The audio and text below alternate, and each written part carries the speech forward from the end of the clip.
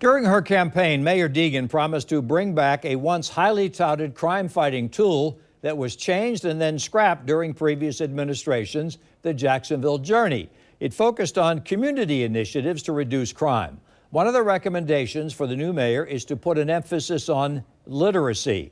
News4Jax reporter Jim Piggott was there today when a new plan was given a thumbs up to move ahead. He's joining us live on the South Bank. Jim, literacy is a much bigger Jacksonville problem than many people realize.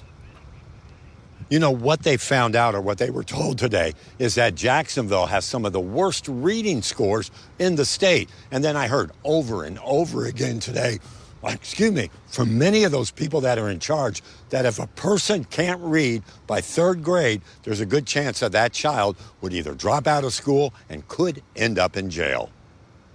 Many of us take reading for granted, something that we learned early in school. But in Jacksonville, not knowing how to read is a problem. We have some of the worst reading scores in the state. Now, this map highlights the problem. There are 27 elementary schools across the city where 75% of the third graders who go there are not reading on their grade level, a statistic that's concerning for those working to fight crime in Jacksonville.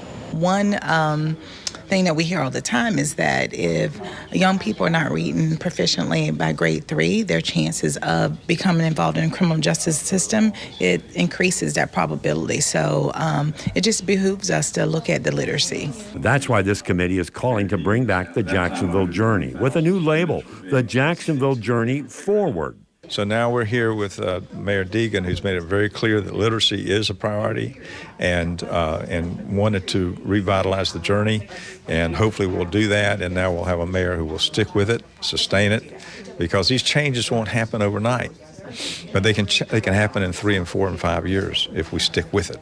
One of those attending was Tyrone Merchant. He says he sees how the lack of reading skills in Jacksonville is a major problem. He's working to put together an after-school program called Read 30. Is to focus on rising third graders, because if a child can't read by third grade, their success in life is basically dwindles down to nothing. To tell you, the return of the journey was only one thing that was recommended by this committee today. They had other suggestions as well that are going to Mayor Deegan. One is the ex-offenders program, now run by the Sheriff's Department, putting that in the hands of some other agencies. And they're also talking about funding. That's a big issue.